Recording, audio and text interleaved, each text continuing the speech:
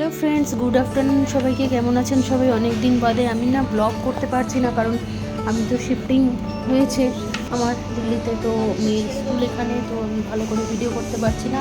তো তোমরা আমাকে সাপোর্ট করো, ঠিক আছে?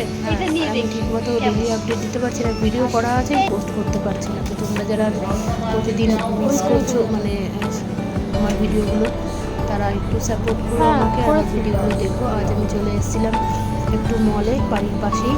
তো ছোটো বাচ্চা আছে, তার 7 দিনের 7টা ড্রেস সেই ড্রেস, সেই কালারিং ড্রেস, কত 3000। আর সেই কেনাকাটি করতে গেছিলাম, টুকটাক একটু খাবার দাবার নিলাম। আমি আর আমার ননদ এসেছিলাম, তো আমি ভিডিও করছিলাম এখানে। তো এই মলটা বিশাল বড়। আর সকালবেলা বাচ্চাদের টিফিন ছিল, ওদের ওদের মানে 3 টাইম হচ্ছে ইয়ে হয়, ব্রেক টাইম। হ্যাঁ, তো 1:20-তে লাস্ট ব্রেক হয়।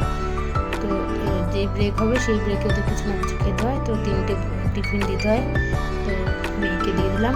আর ছোটো বাচ্চাটার স্কুলে লাঞ্চ দেয়, ওর স্কুলে সেই সিস্টেম করা আছে, আর ওকে 2টো টিফিন দেওয়া হচ্ছে।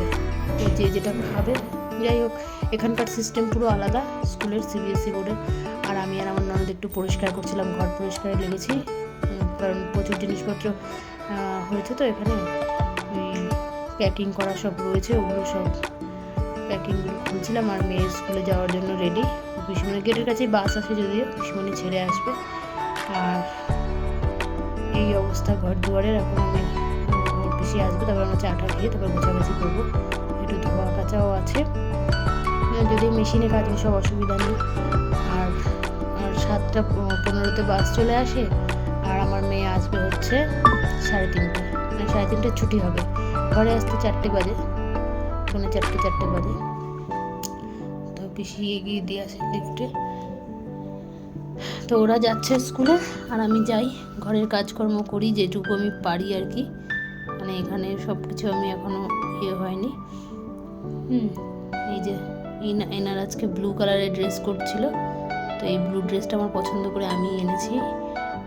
আমার খুব পছন্দ ছিল, পিসিমণিকে বললাম এটা নাও। তো ওর স্কুলের বাস আছে 8:15-তে। আর এখানে একটু আমি খাবার দাবার বানাচ্ছিলাম, মানে দুপুরের রান্না আর কি। আর এটা হচ্ছে শাক, নোটের শাক। এটা গাছে হয়েছিল, মানে টপে, বাড়ির গাছে, মানে ব্যালকনিতে টপে হয়েছিল। সেই শাকগুলো আমি তুললাম। তো দিদিকে বলছি শাকগুলো ভাজা খেতে হবে, একটু পেঁয়াজ রসুন কাঁচা লঙ্কা ফোড়ন দিয়ে এটা ভাজা করলাম। আর আজকে রান্না হবে, চলো তোমাদের সাথে পুরো মেনুটা শেয়ার করব। আর আমার ভিডিওগুলো ভালো লাগলে অবশ্যই লাইক শেয়ার কমেন্ট করো, আর সাবস্ক্রাইব করতে ভুলো না। আর আমি এক জায়গা থেকে আরেক জায়গায় শিফটিং হয়েছি, তো তারপরে মনটাও খুব একটা ভালো নেই। হাজব্যান্ড এক জায়গায় রয়েছে, আমি এখানে। তো প্রপার সবাই এক জায়গায় সেটেল হয়ে গেলে তখন আবার ঠিকমতো ভিডিওগুলো দিতে পারবো। হ্যাঁ, আর রান্না হচ্ছে আমাদের আজকে পাবদা মাছ। তো পাবদা মাছ এনেছিলো, এখানে তো অনলাইন থেকে আনানো হয়। বাজারে যেতে গেলে বাড়ি থেকে অনেকটাই দূর মাছের বাজার, তো সময় নেই অতটা। সকালবেলা একটু তাড়াহুড়ো থাকে, বাচ্চারা আসবে, আবার 3:30-র মধ্যে বাস চলে আসবে, এবার আনতে যেতে হবে। কালো জিরে কাঁচা লঙ্কা, একটা গাছের লঙ্কা, পাকা লঙ্কা ফোড়ন দিলাম, দিয়ে এখানে সর্ষে পোস্ত আর টমেটো দিয়ে মাছটা রান্না করব। আর একটু তেল বেশি করে দিয়ে, আমার ননদ একটু তেল মশলা খেতে হলে ভালো খায়। আর সর্ষে পোস্তটা আমি ভাজিনি, কাঁচাটাই ঢেলে দিয়েছি, কারণ বেশিক্ষণ ভাজলে না এটার অন্যরকম টেস্ট হয়ে যায়। আর টমেটোগুলো গলে যাবে, খুব টমেটোগুলো এরকম থাকবে না, সব গলে যাবে। হ্যাঁ, ফুটে উঠলে আমি মাছগুলো দেবো। একটা মাছ গোটা পুরো ভেঙে গেছে। আর এটা কড়াইটা হচ্ছে আয়রন কড়াই থেকে রান্না খাওয়া ভালো। এখানে প্রচুর মানে ননস্টিকের কড়াইতে আমি খুব একটা প্রেফার করি না। আমার যদিও একটা পুরানো কড়াই আছে। আর মাছের ডিম করেছি। আর বড় মেয়ে আজকে আবার কী করেছে, ওর তো কলেজ যাবে, ও আলুর পকোড়া বানিয়েছে, এটা খুব ভালো লাগছে খেতে।